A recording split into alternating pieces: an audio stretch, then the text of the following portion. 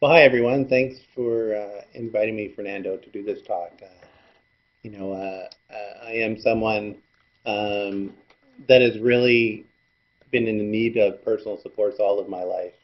I'm someone that requires assistance from personal care to equipment and devices to being able to access different services throughout this province. And so, as somebody that has received services, I'm someone that has really realized now that coming up with a program or a model that actually works for people with disabilities. And what we'll be talking about today is the participation model, and it's something that we've been demonstrating over the last 5 years now, 4 years.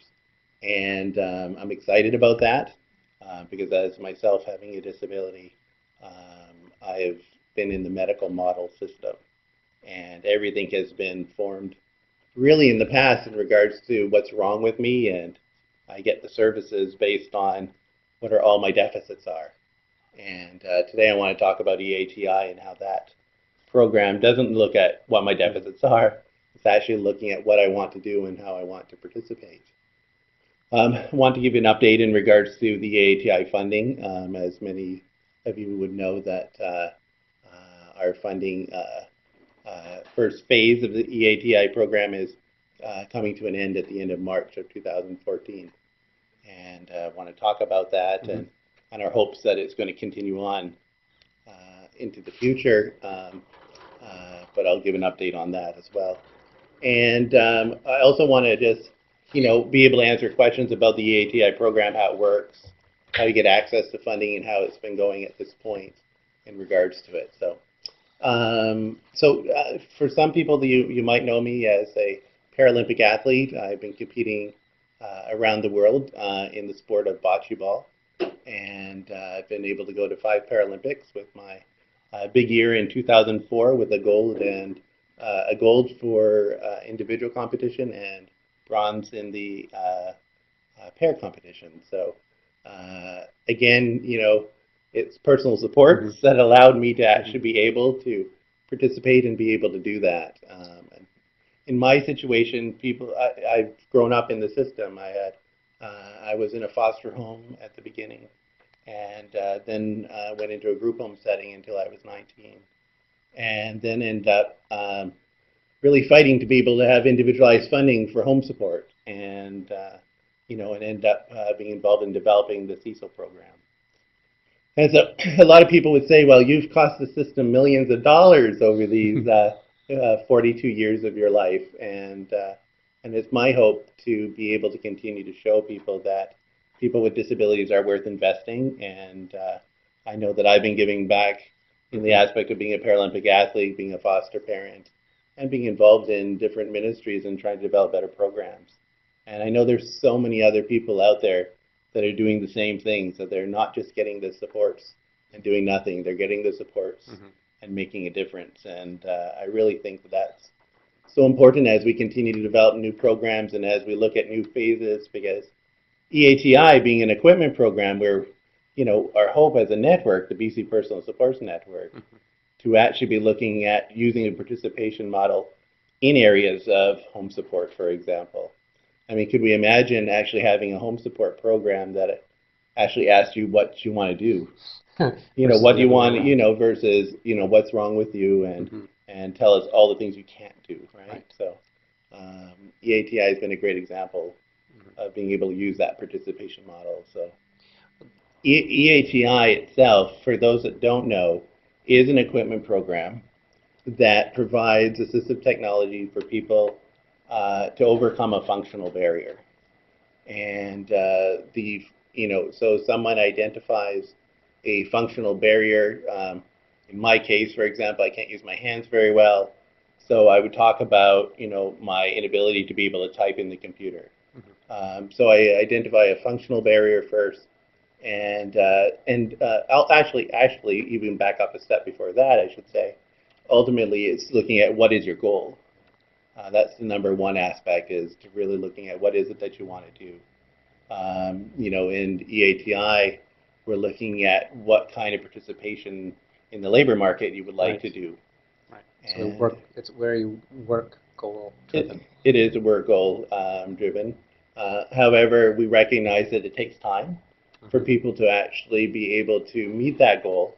But we recognize that there's skill sets and things that have to come into place on the way. But for EATI, removing the barrier by providing a piece of technology to be able to do that will help people move towards that. And we've been seeing that quite successfully with the program. But it does work on the participation model, and I should say that one of the things that we've been able to do at EATI is be able to help people kind of move through the web of, there's over 80 government programs that provide equipment and devices for people, or some form of personal support. Within BC? Or? Within the province. Okay.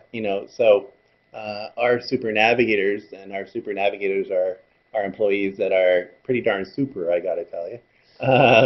And our super navigators, they work with an individual to help them flesh out their goal and talk further about what are the barriers and what they feel that they need to be able to move forward.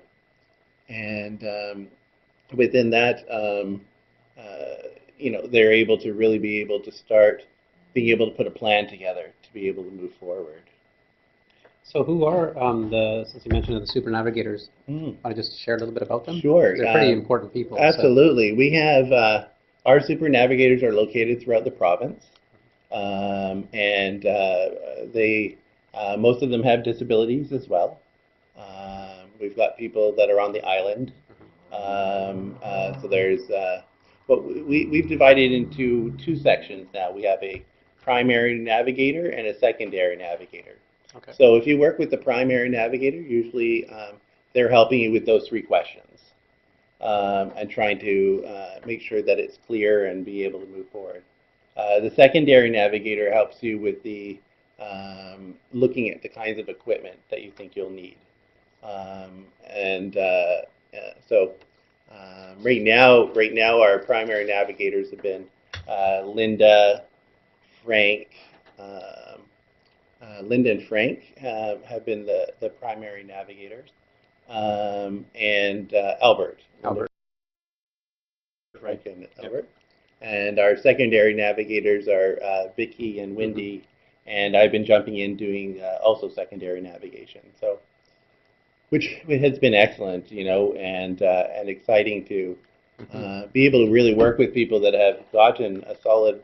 Some have some really solid ideas on some entrepreneurial things that they want to do, and others that are very clear of what they want to do in the workforce, and it's been amazing that way.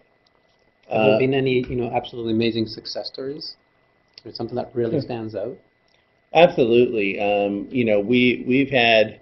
I just worked with somebody recently that gave me a call, and it was so exciting to hear him speak about the first time getting a job, and he got some navigation equipment to be able to get to and from work.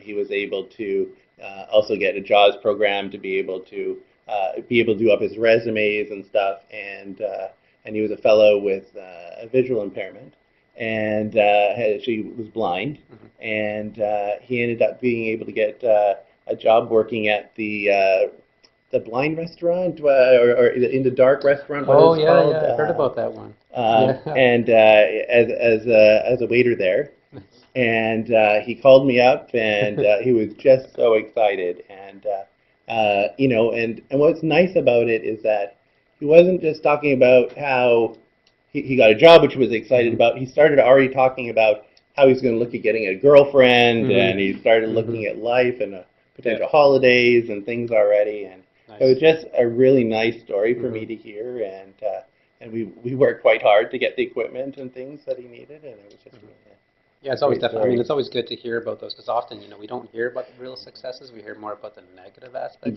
these. So it's always good to hear to get that reinforcement, because it's working. Exactly. People need to hear how it's working and for whom it's working. Exactly. So, and the entry point into the program, you don't need a doctor's letter. You're self-referred. You know, there's no income testing other than the fact that you have to not be employed at the time of when you enter into our program. You have to be 18 years or older, a resident of BC. The employment criteria, though, there's a little bit more to it. So in regards to employment, if you are working and you are considered to have low skill, so perhaps you need to upgrade to your grade 12, for example, and you're applying to EATI on the basis that you are looking to upgrade to get to grade 12, then you may be able to apply to us if you are working. Right. But the idea is that there are other funding out there to be able to help people when they're employed. WorkBC, for example, is a good place to be looking. And so if somebody is employed, there is and you're in threat of losing your job because you need assistive technology, there is a work crisis component of WorkBC. Okay. That is important for people to know about.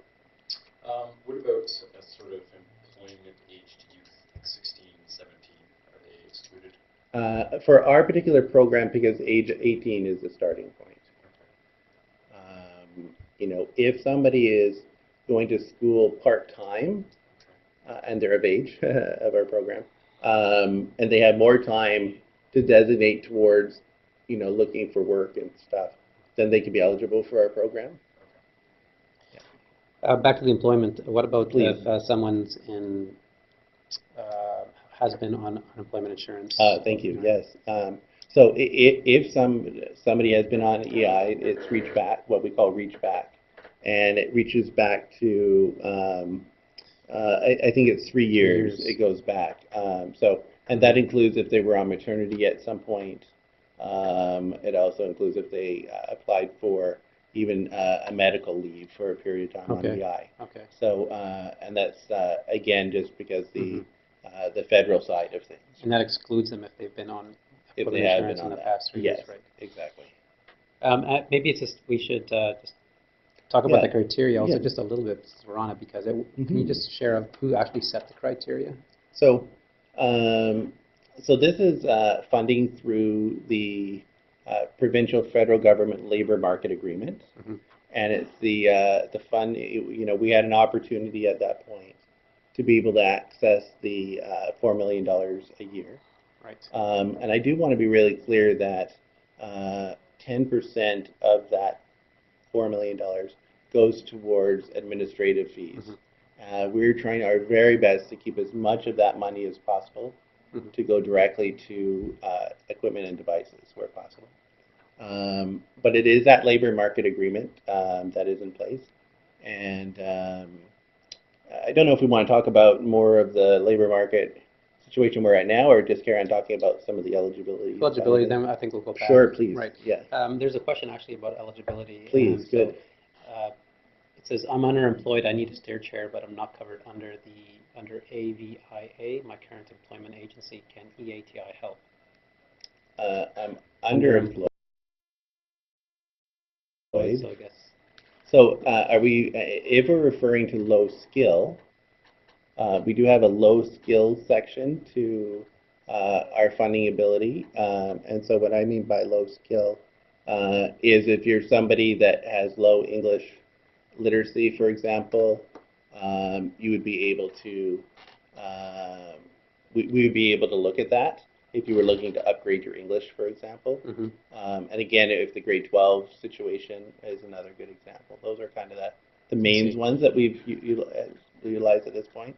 But there may be opportunities in that, you know, you should definitely communicate with us by, which is really simple. You just contact us through the 1-877-333-7554.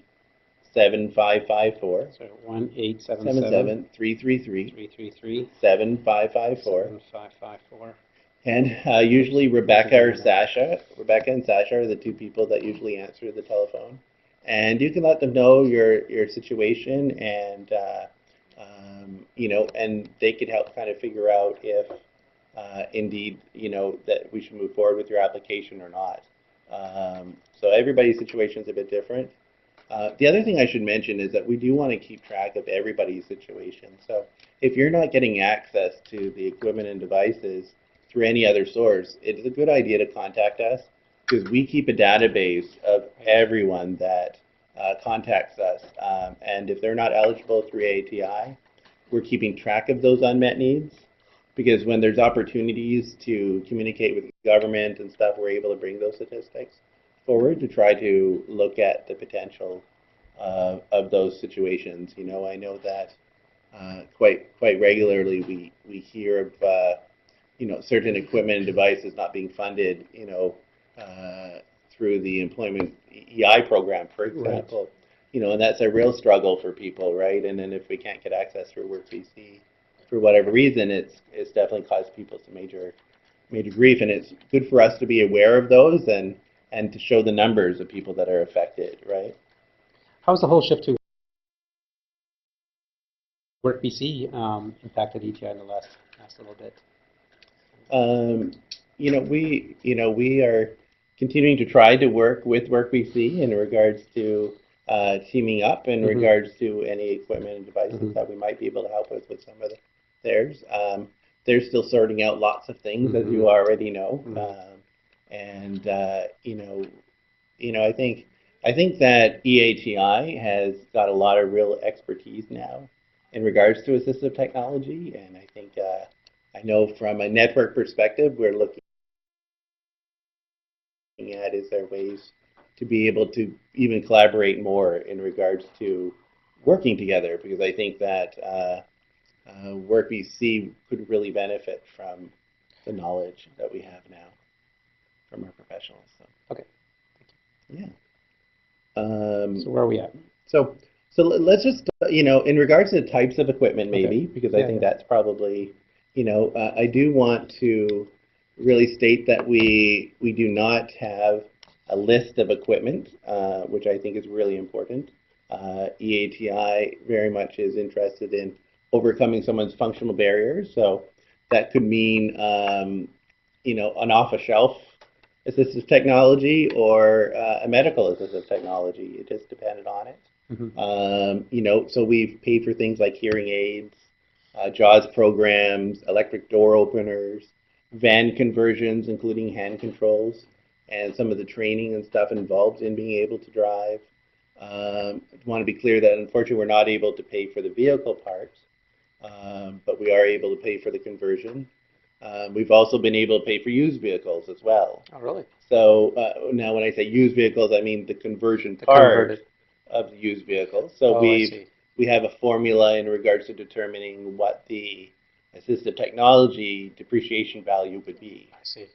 So if it's, you know, $20,000, and we determine that, you know, $12,000 is now the conversion cost, we may be able to pay for that $12,000, and then it's the $8,000. And again, you know, find out from your new Super Navigator how that formula works and stuff to make sure we get the right numbers. But you know, communication devices for people, you know, GPS systems. The iPad has just been an incredible tool, and the iPad Mini now is incredible. The assistive technology that's within the apps. You know, a lot of people are getting it for you know, for people with developmental disabilities as reminders and cues, and it's a cool device now, not a big clunking thing, right? So it's quite neat to be able to see that. You know, there's you know, pretty much everything is a go to take a look at. You know, and you know, again, I just discussed it with the Super Navigator. I'm just trying to think of what we don't do. So you don't purchase vehicles? Yeah, so we don't purchase vehicles. You know, we don't do any major home modifications, right? You know, that kind of thing. So, but you know, it doesn't mean that we haven't, you know, put an elevator into someone's home. We have done that so that they can access the second floor, right? Because they need to be able to get out and go, right? We are able to pay for assessments where necessary. But people are able to do what we call self-assessments. Right. So that means, you know, doing all the preparation work and stuff in regards to doing a self-assessment. So doing all the research, taking a look, being able to trial other equipment, talk about what is this piece of equipment going to overcome, right? We obviously are interested in being able to have the technology be able to overcome the functional barrier, not necessarily for you to do your work, per se, right? So you got to connect it to the functional barrier.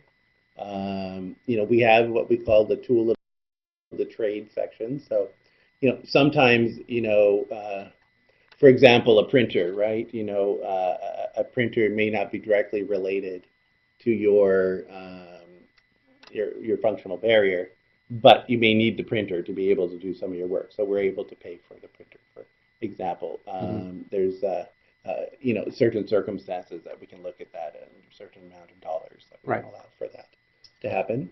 Go ahead, Nev. I was just going to ask, is the EATI, is it just a provincially run program, or are you operating throughout Canada as well? It is just a provincial program, and it is throughout the whole province that we have access to that funding. Paul, I was just wondering, with regards to the self-assessment, is that primarily along the lines of technology that can be purchased off the shelf, or does it relate to even, like, for example, what type of chair you need, and you've had this prescription before, and you need the same piece again? Are you able to bypass the actual medical assessment? Or? Yeah, no, thanks for asking that, and I should be really clear on that. Yeah. Anything to do with power mobility has to be done by a professional assessor. So that means also for vehicle conversions that you would have to go to either an occupational therapist or a driver rehab person to confirm, the prescription in regards to that technology. Power wheelchairs would be another one, and scooters would require an OT to be involved in that. Manual wheelchairs, most people will go to a professional to do that, and we really try to work closely with the different health authorities to have the occupational therapists involved. But if the person has lived with their disability for a long time, and they understand what their needs are, manual wheelchairs can be looked at as a self-assessment. But they mostly have to do with consumption types of devices, right? They know what they need. They don't need an occupational therapist to tell them what they need. Exactly. So, and there are people that feel that they can't do all of that. They can't, they don't know where to start. They don't know where to go. The Navigators can help people through the self-assessment to a point, but we can also connect them with assessors that can do that as well. So, there's Assistive Technology assessors out there that can look at computer equipment and things like that for you as well. Because it is a process. It's not, because there's a period of trialing that we would expect to be done with most of the equipment, that they've had at least a chance to try it. Voice recognition, for example, Dragon. I use Dragon.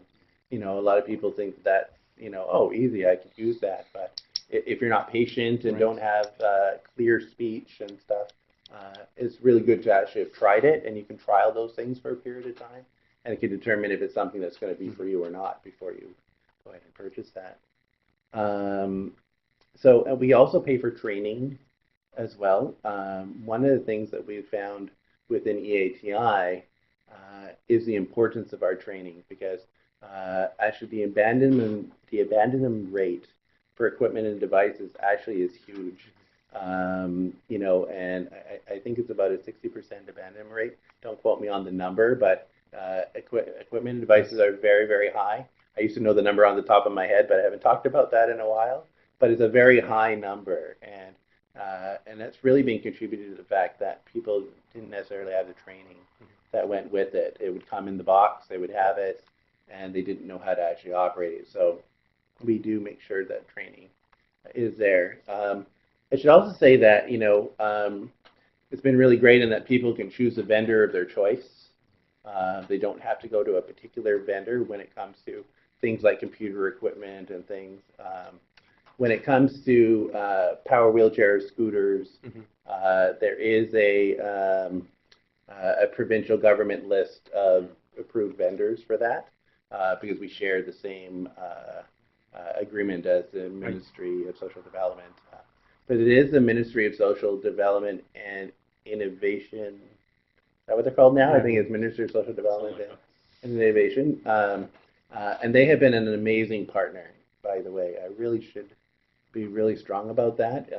You know, they're the ones that have housed the disability strategy, and EATI has really flourished because there has been people within the ministry that has said, let's try the participation model out. And we really want to take the hats off for them and the minister for continuing on with the EATI over the years and being able to demonstrate it. So it's been a lot of learning from the community side and the ministry side, but has been a great 4 years, and we hope, again, like I said, we carry on further. A couple other things just to say in regards to things that we can fund. We do fund repairs as well. Our wheelchairs, you know, through the ministry vendors has the 2-year warranties. The power wheelchairs and the scooters has the 2 years all-inclusive warranties in them.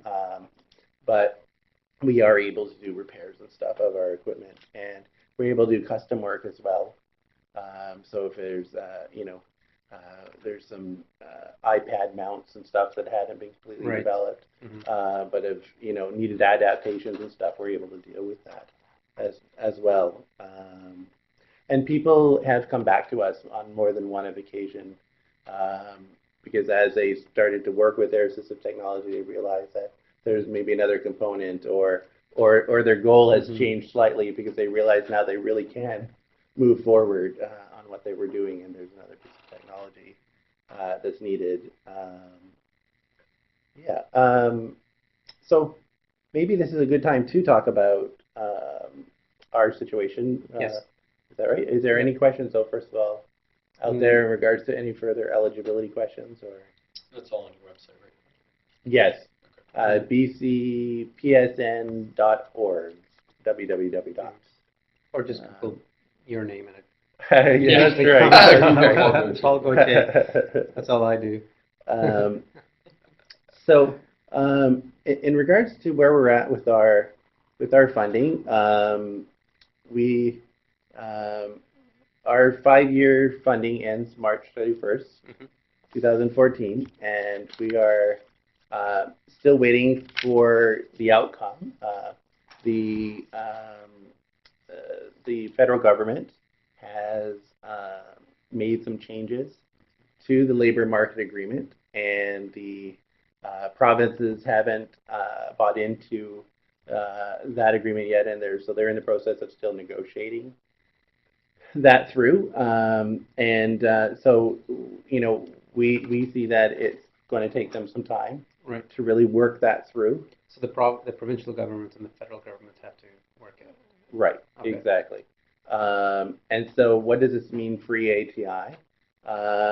This means that we're kind of in this place of wind down, wind up, we say, because you know, we have stopped taking applications at this point. Okay. In regards to being able to move forward with new applications. If you're in our system already, you would have already been notified if you are able to continue to move forward in the process. The provincial government really committed to making sure that the people that were in the queue at a certain date were going to get the equipment and devices that they needed. So really hats off to them to do that, because we had about 180 applicants that were, you know, a bit past our financial amount, and the provincial government has made sure that those people were going to get the equipment that they have. So really excited about that. That shows some real commitment to this province to make sure people are not left. Right. But everybody else has been notified as soon as they apply that we're not sure where things are going to be next year. I want to say how important it is for us to still get applications, because, you know, like I said, we're in a wind down, wind up, right? Because if we don't have people that, you know, are letting us know they still need equipment, then we're not going to be able to show the need. And not that the province doesn't know there's a need, there is a huge need. but I think it's really important. If you're not being able to get the funding from somewhere else, why not be putting your name in? And it just be a matter of contacting your office and talking a little bit about your goal and the kind of equipment that you're thinking that's going to help you overcome the functional barrier. And then you go on to a pending wait list, which I think is really important because that gets you also in the queue yourself in regards to when the funding, hopefully when the funding becomes available. And again, we don't know if it will or will not, but.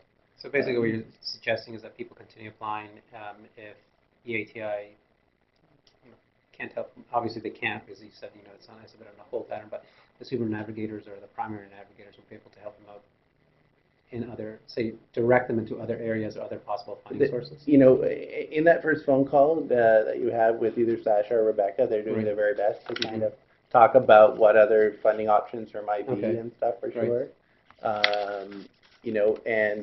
And you would be able to talk to them a little bit about if you would have been eligible or not. But we are looking at what we call phase 2 of EATI, right? And we're working with our network partners and our provincial partners to really talk about what would EAT look like if we go on for the next 5 years. What would we do differently? What our learnings have been, and would you do anything different? Would we do anything different? I think that we would like to see where we could speed the process up for people. There's definitely some things that we might be able to do internally in regards to doing that. What was the average time? I mean, I know it's a bit of a tricky question. There's so many variables, but is there? It's about 6 months. It can be up to 6 months. And it can be as short as a month. It just really depended upon how prepared the individual was too. Right? What kind of trialing had they completed? If there was an OT assessment that needed to be done, did they get to that appointment and get that set up? Those kinds of, and as you said, there's so many different factors in regards to that. I think that we know that for every $1 million that EATI has, it's about 125 people we can help. It's been about an average of about $8,000 per person on an average that the equipment has been provided. So that kind of gives us an idea of what kind of dollars are needed to be able to help. And we've helped close to 1,200 people. Wow. Receive the equipment they needed. There's about 93% of the people that responded in our evaluation that said that they felt that the equipment that they received helped them get closer to their employment goals. That it helped overcome some skills or communications and things like that. An overwhelmingly positive response within our evaluation. Were you able to gauge how many individuals were successful in their employment goals, or? Again, we're not an employment agency for sure, as you know, but we may have the numbers. I'm sorry, on the top of my head, I've missed it, but I think we did very, very well, though, considering we weren't an employment agency. No, definitely. The numbers were really good in regards to seeing that people were getting jobs and stuff afterwards. Okay. Yeah. Let me just. So when, because everything's on hold right now, it's wind down, wind up. Yes. Is there a definitive date that? We don't have a date yet in regards to the decision of when. Okay. But we know March 31st, right? And we know that come the new year, the new fiscal year. The new the calendar year, as of January, I think sometime January, February, the organization, BC Individualized Technologies and Supports, who has been an incredible partner. They've been the hub of the organization and doing all the administration and stuff and supporting the navigators and things. They'll have to be looking at in the early new year. They're looking at it now, I'm sure, but at what point do we need to start this the wind down and stuff for sure. So we just have to keep our ears to the ground and. Absolutely, and you know what? The people that are listening on here, you need to know there's opportunities to be able to influence the province and the federal government, and I think that You know, our organizations, the BC Personal Supports Network organizations, have created a toolkit to be able to provide those that have been successful with the program to be able to tell their story. Right. And those people that have not yet been able to receive EATI but desperately need it, an opportunity to talk about the dreams and aspirations that they have and the equipment that they need to be able to do it. So through the BC the BC Coalition of People with Disabilities, I work with so many different organizations, sorry, but the BC Coalition of People with Disabilities, on their website, they have this toolkit, and it really does go through all aspects and tells you where you could write to, you know, and really be able to share, you know, your success story with it. And I would encourage, if you know people that have received, you know, the funding from EATI, to really do that and take the time to do it for sure. There's example letters there of how, you know, what people could write. You know, get you going with thinking of some of the success stories. You know, how to be able to contact the minister. You know, contacting your own MLA, and if you got personal contacts, that's a really good thing to do. And so that, you know, our network partners are definitely supporting people in regards to doing that and stuff too.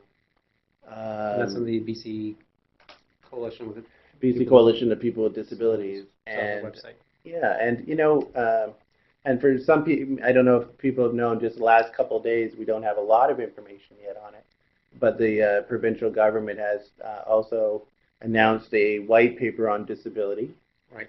Which means that they're going to do consultation throughout the province, talking to people with disabilities, their families, their friends, and talking about what is it that can make this province respond better for people with disabilities, and be able to take the dollars that are perhaps already allocated and how can we do it better. And I think this is a great opportunity to talk about EATI and other issues that you may be concerned about around disability. So they're going through a consultation process, basically, right? They are, and like I said, it only was announced a couple days ago. There is a website, and you want to type the website, sure, or do you want to? No, go ahead, I'll type it out there. It's called, it's HTTP. Oh, what's this, the name? Oh, it's called Engage. It's not short, by the way. It's engage.gov.bc.ca / here, you can. Oh my goodness. Disability white paper. Okay. Well, how about we, people just Google disability white paper, because it'll probably come yes, up. you're right, actually. So, very good. Yes. White So, and just so people know, it says, so BC has a vision of becoming the most progressive jurisdiction for people living with disabilities in Canada. So that's what they've stated, and so you guys are the experts in regards to what is needed out there, and it's an opportunity to do that. Right. And again, you guys are the experts in regards to how EATI has affected you, and it'd be great to be able to communicate that as well. Sorry, there's just another, not sure if it's a question. It says, George says, I applied via Richmond coordinator Louise Gaudry, that's through the Richmond Disability Resource Center. Yeah. We all know Louise too. Still no answer, yes or no, regarding the stair lifts. Is my application still good, given this moratorium until new funding is assured? How long ago did you apply to EATI? You know, because that's, and have you worked with a direct navigator yet? Because Louise isn't. Because Louise is, yes, that's right. Louise is one of our partners, yes, in regards to helping people through part of the process. But if you're in the system, you know, you would have been notified already that we're starting the process. Yeah. So George, I think the best thing to do is just to call Louise back and ask her that question, because it's more to do with the Richmond Disability Resource Center versus the EATI or the Personal Supports Network. Yeah, and George, if you're really unsure, you can also contact EATI directly. and just say, is my application already part of it or not? And they can let you know if you're on the pending list or not. And because you may be still in the exploratory section, right? You know, if you're working a little with Louise, quite often that means you were working on the first part kind of thing. So it depends how far along you are. Yeah, definitely, George, at the number that Paul was talking about earlier on, what was it again? 1-877-333-7554. 333 7554. 7554. So there you go. You know, and you know, and we still get lots of calls from people that are just interested in our knowledge around equipment, right? And you know, some people, you know, would like to know more about, you know, different mobility equipment that's available, or visual equipment or hearing equipment, and we're doing our best at, you know, to be able to respond to those requests where we can. Of course, we're right now trying to get through the applications that we currently have and want to get them through as quickly as we can as well. Well, this might be a good opportunity to talk about the evaluation process. So we had an evaluation done, and Who did it first of all? it was done through Tim Satan and Ms. Unblug, and I apologize if I pronounce names wrong. Linda is her name, and through the university, and they did an evaluation of our EATI applicants. They provided surveys, telephone calls, and you know, communicated directly. And let me just get some of the information that we gathered from that. You know, so for example, of the 11,740 people that were in our that received funding, 21% were from Vancouver. 21.5% were from Vancouver. 1,100, not 11,000. Oh, sorry, 1,174. Okay, yeah. Sorry. Thank you for that clarification. Yes. I'm looking over your shoulder. Thank you. So 21.5% are from Vancouver, 28.1% from Vancouver Island, and 30. Sorry, let me make sure I'm getting those numbers right. Vancouver Coastal was 32%. Fraser.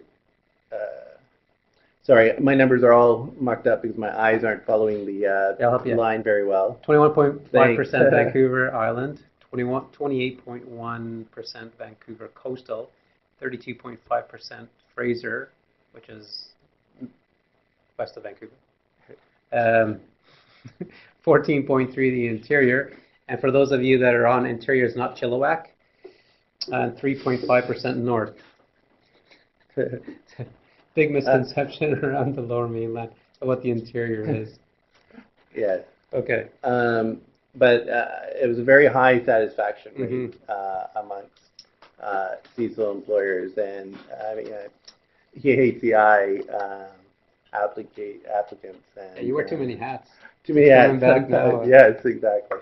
But very successful has been shown, and you know, it's going to be for public release very soon, actually. Okay. So we'll be sure to get it out to people and stuff for sure. Yeah. Any other questions that people may have? So let's talk about worst case scenario. Okay. You know, I don't like talking about it, but maybe we should Sure. a little bit.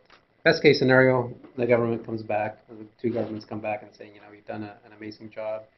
We'd actually like to continue this because it's a good thing, you know. Yes. Let's say if they don't, they come back and EATI closes doors.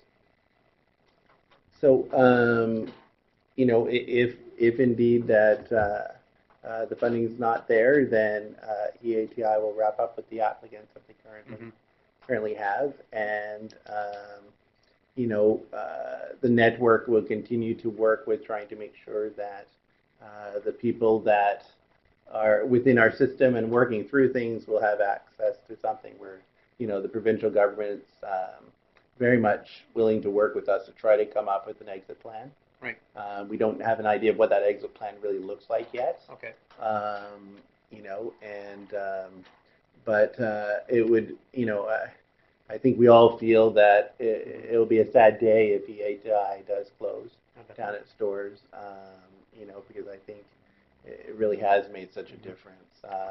But you know, we're still working out what kind of agreements could be put in place in regards to doing the repairs of equipment and things like that. Yeah, because you know, that kind of stuff is going to have to continue to be looked at. So, so we're working on those kinds of things, and those are in major discussions at the moment, trying to work it out. As you can tell, as you can imagine, it's pretty complex in regards to how to deal with that. Yeah, I mean, because if someone gets a piece of equipment now, there's a training portion involved, which just can't stop, right? Right, and those dollars have been allocated already. Okay. And stuff. If someone's been approved for their training and stuff, you know, doesn't mean that, you know, we hope to move them along around it, because sometimes people can take a year or two to get their training done. You know, so we, you know, obviously would want to, you know, move them along in their process to try and get the training to be complete. Yeah, definitely. But you know, if people have been approved for their dollars and stuff, the people would continue to receive those dollars for sure. In terms of the navigators, you know, both sort of levels, is there a possibility or conversations about, you know, continuing to have access to that knowledge, because they built up a huge amount of knowledge, right? Yeah, absolutely. So and it's a great question, and again, you know, the executive is really looking at that, and you know, the 6 navigators, like you say, have gathered so much knowledge, and you know, and they really would like to be still working within, obviously, this program, because it allows for that knowledge to be shared so much. So, yeah. Yeah, because I mean, in the last 4 or 5 years, you know, the knowledge that they've built up. Yes, it's huge. It's quite substantial. So, you know, it's not just about EATI, but it's also about the other funding programs, because that's part of their job also, right? It's trying to see where they fit in. Yes. Where they, you know, because if they originally didn't fit in with the EATI criteria, part of their job was to try to navigate them into those other possibilities. Exactly, Fernando. So. And you know, and they really do have a good understanding of what those different grants are now, you know, and that information needs to be figured out to be shared and continue on, and you know, and again, you know, I mean, doing this kind of webinar, right? Yep. Is fantastic. You could probably do a session on each of the different functional areas, and you know, and maybe that's something that we can look at doing down the road. Yeah, definitely. You know, and I could propose it back, you know, because you know, Linda and Albert have really gathered so much information around the blind community and stuff, and we've got our partners, right? You know, and you know, Heather Watkins up in Karamias has done an incredible job around people with intellectual disabilities, and has been really exploring new technology and what's available. Yeah. She continues to blow our minds all the time there, Fernando, with new equipment that's coming through. Oh, especially in, you know, this day and age. I'm sounding old now. Totally. I'm not that old. Yeah, because it's constantly evolving and changing, and we're not talking a year. It's, you know, every few months all of a sudden. Every few months something's coming out. Yeah. I mean, even to see. I mean, we all know, even with the Apple products and, you know, the different apps that are coming on, and the communication tools and stuff that are coming out within that people are able to use. Yeah, but, that's a great, you know, that may be something to be able to capture. Oh, absolutely, because you know, a problem that all organizations have is when someone leaves, or, you know, the program shuts down, that knowledge leaves with them. You know, it's taken 4 to 5 years for each of the navigators to build that person knowledge on how to navigate the system. You know, exactly. You know, navigation means so many different things, but is there a way to continue that on, because it's incredibly valuable.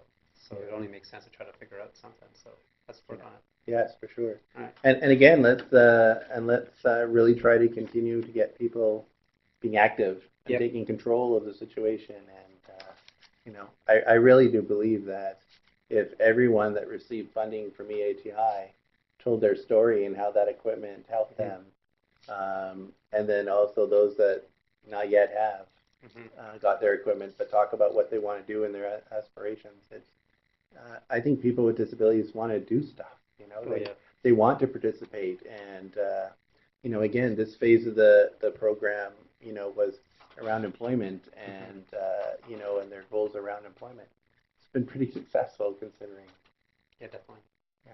Yeah, because I mean, the equipment portion is a Yes, huge barrier. So huge, it only you makes know. sense to You continue that know, on. But if you can't get out of your home or get out of bed or, you absolutely. know, be able to get around, I mean, how can we start even thinking about working, right? Oh yeah, definitely. So, I know that there's a few people who are online right now who did have some questions, but not typing away quickly or typing away at all. So we'll give you guys a couple of minutes just to mull it over, think about a few questions.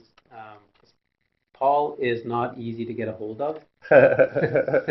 Just to give you guys an idea, I've been bugging Paul for 3 months. yes. 3 months, and I had to go around to different people to make sure I mean, I have your number, but you're really Hey, difficult. we're You're keeping busy. it ground, yeah. Oh yeah, because exactly. a lot of, you know, as most of you gathered by now, Paul wears a lot of different hats. He does a lot of different things. EATI is only one of them. There's a whole Cecil portion after that too. So Yes, and we should you do wanna a talk about talk, one day we should do a talk on that as that? Why don't well. you just do you the know, 5-minute spiel in case anybody online or who's watching it later hasn't heard about Cecil? Sure, you know, the Cecil program is a program, again, developed by people with disabilities like EATI. And in '94, it was actually consumers that brought forward the wanting to have individualized funding as a way of being able to provide their home support. So for those that don't know, home support traditionally is provided through an agency service, and is usually designated at specific times during the day based on your assessed need. That is assessed through the Fraser Health or Vancouver Coastal or the different health authorities. So, excuse me. So once you've been assessed, in the past, you would just go to an agency and you would have specific times during the day, and people with disabilities wanted to have more control over when they were getting up and the people that were actually going to be getting them up. And so we ended up with a pilot project in '94, '95, where individualized funding, the dollars went directly to the individual, and the individual's assessed hours were provided to the individual in a form of dollars, and then they were and are able to hire their own personal care attendant. So if you were assessed at 6 hours a day, you would get 6 hours a day of funding, and you would be able to go out and hire the person directly on their own. And yeah, we still had people that just talk about the night and day, you know, of when they were on the agency system compared to when they had control. And when they talk about that control, they talked about actually hiring people with the skill level that they were looking for. And on the programs, you know, we are seeing so many people be able to get into the workforce and be able to fully participate. Because, you know, for someone like myself, I would need to get up at 5 in the morning, and you know, to find an agency staff person that was willing to do that was impossible. I know when I was on the, you know, agency system and stuff, and a long time ago now, but you know, I had to be home by 4 o'clock to have my dinner.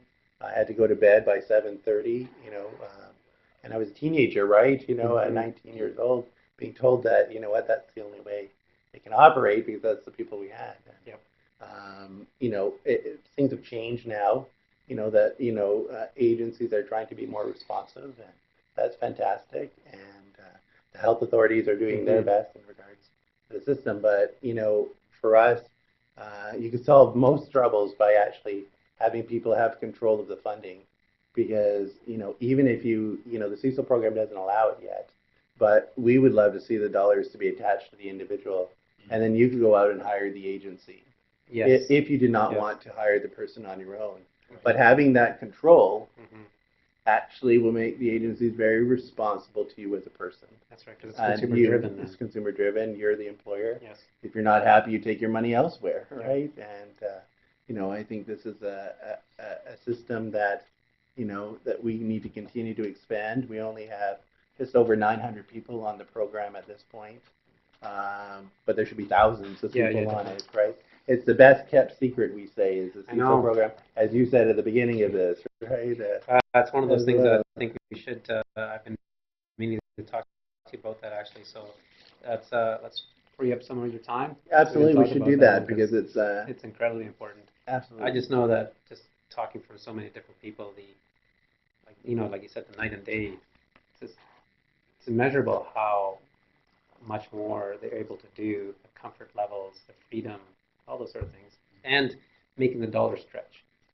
You pay an agency what 30 something. I can't remember what the dollar figure was, but it's But Fernando, though, when we talk about participation, though, right, and we talk about people being active and involved, you need programs like the Cecil program and EATI to be out there working so that, it's well and good to have all these employment programs and things, but if you can't get out of bed, if you can't, get physically from one place to another because you need a wheelchair or adaptive vehicle, what's the point of having all these programs? No, exactly. Right. So it's about coordinating together, and again, it goes back to if we could get the participation model to go throughout all ministries, and we actually worked on those bases and use the ATI as the example of how well it worked, I think we would have a great program for people with disabilities in this province.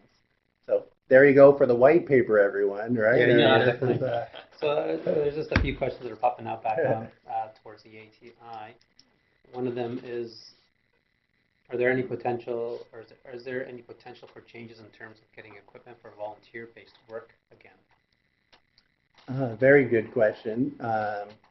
The labor market agreement, set the eligibility criteria this time around. That is something that definitely can be talked about for sure.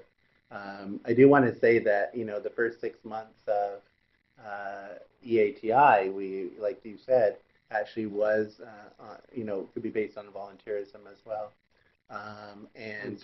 There, we actually did have some of those people reapply from back then that actually are moving forward with their employment goals now. So it does really show that volunteerism is a step towards employment, and that if people are out there and volunteering, there's opportunities. And again, the big picture around the participation model is literally participating. EATI is very much, looking at the labor market side of things, which is a great opportunity for people. But in some labor market agreements, though, the volunteerism is looked at as well. So, definitely. So we should definitely thank you for bringing that up. And as we look at phase 2 of EATI, it's hope we can have those kinds of discussions again. Right. And the other part, I know that quite a few people have asked also reflects a question that's here. Where are you? Is there any consideration to extending the program to those who are employed? Yeah, so that's a great question. And, because we recognize that assistive technology is needed for those that are employed. And I think, again, it's about utilizing our expertise to work with, like, WorkBC, right? And, WorkBC at the moment is to be working with people that are employed. I think there might be an opportunity, if this provincial government wants to look at it, where EATI or our participation model process could actually be implemented. And we've spoken to them about that, and we continue to have discussions that perhaps there's a possibility of the equipment and device side if they could be operated through the ATI program. And that's something up for discussion, and something at phase 2, we would love to see. But at the same time, the WorkBC is working through their own systems and processes, so we're not sure, what's going to happen with that. But great question, though, because we know how important it is. One more there. It says WorkBC includes a class of underemployed under 20 hours per week. Any chance of the ATI adopting this as a determining factor? Making a note of that. Again, it's really between the labor market agreement of the feds and the provincial government. But that needs, I'm glad you're asking about that, because we should be asking that question as well as they are negotiating. You know, again, this is our, we're not having direct, we're not part of the direct negotiation. It is between the provincial government and the feds. But at the same time, we can definitely be bringing these kinds of things to light. And I know Fernando will make sure I have the notes from this afterwards so that we can bring it back. Right. Because, you know, when we have that discussion, because we meet quarterly with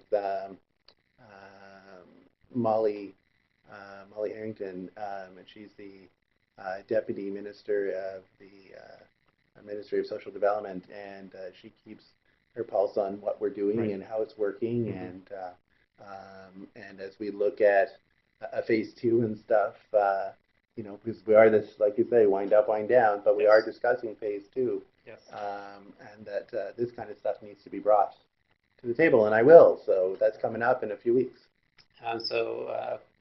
Little point about Cecil can be hard to access. We'll leave that for another discussion. The last point there by Linda says, what about a transportation subsidy? Didn't finish writing it, but I know we had discussed about this specific point a little while ago with Linda. Because one of the barriers is getting from point A to point B. You might have the equipment to work, to be able to work. But actually getting there. But getting there is one thing, right? Because of the different costs related, you know, taxi versus taking public transit. But if you live in a community that doesn't have either of those, so it's right, and you know, say a couple of things. So, you know, for people that are in the process of looking at work side of things, you know, one of the things that, you know, when we look at van conversions and being able to provide that equipment, we really do look at those components that you just talked about. You know, is there public transportation available already, right? You know, why? You know, and we do have to have the discussions of, is one block too far for someone to jump onto a bus to be able to go somewhere? However, the ones that, you know, that we've been able to successfully approved are having to go quite a fair distance. Maybe their employment isn't very local, and they have to go throughout throughout the different cities, and getting access to that transportation is difficult. Where Linda's talking about is really the aspect of people that already are employed, and I know, Linda, that that's a huge barrier for yourself and others. You know, and again, we do talk about Work BC again, and I know that there, you know, the funding should be available there on an emergency basis, and if you're having troubles, I guess, accessing that, and I know, Linda, you and I have had some discussions, and we should have some more of those discussions.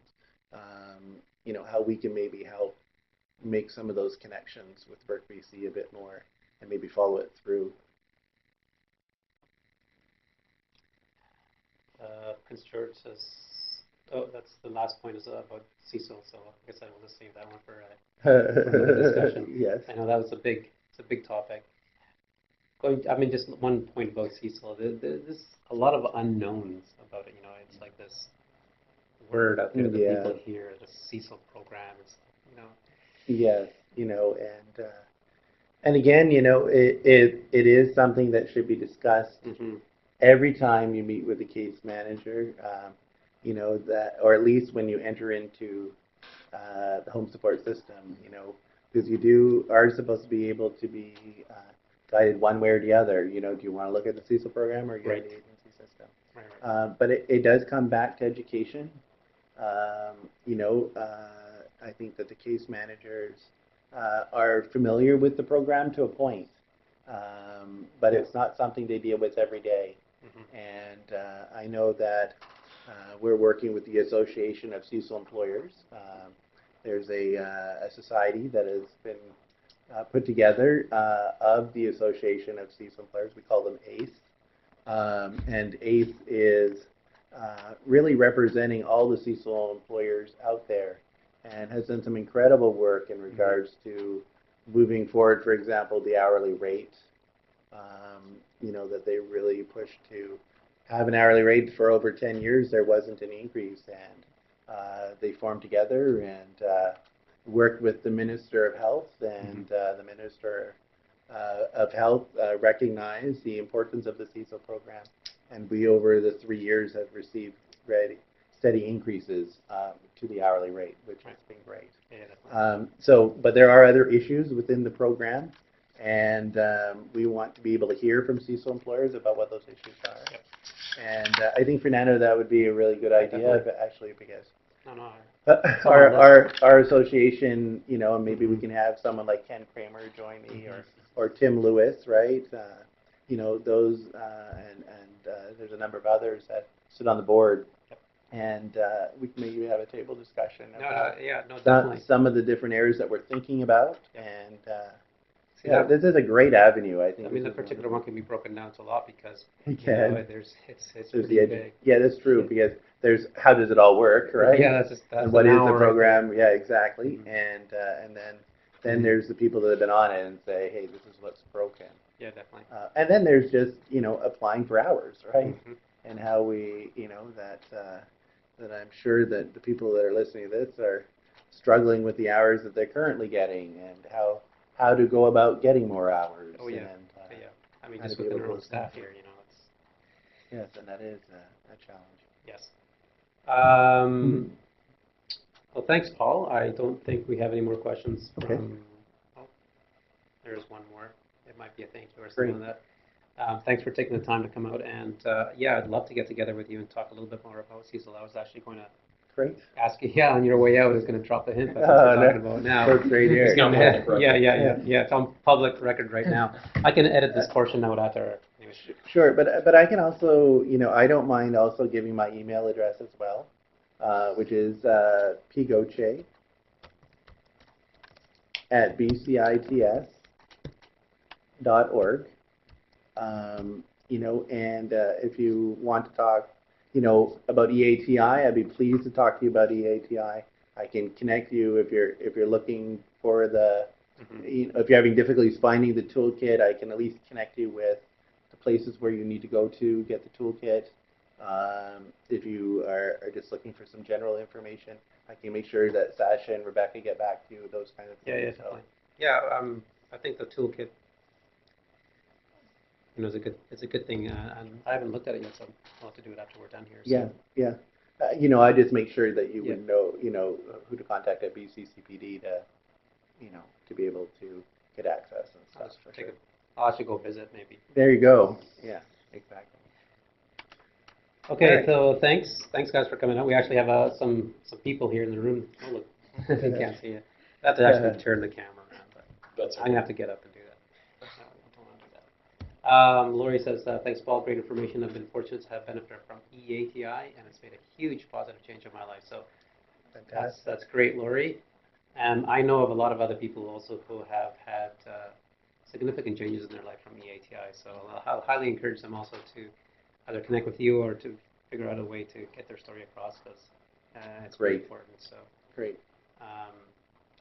There's Scott and Victoria. Okay. Great. So any last questions? No? Going once? Twice? Okay. Right. Thanks, everyone. Thanks for having me. Thanks. I'm just going to shut it down here. Just give me a second.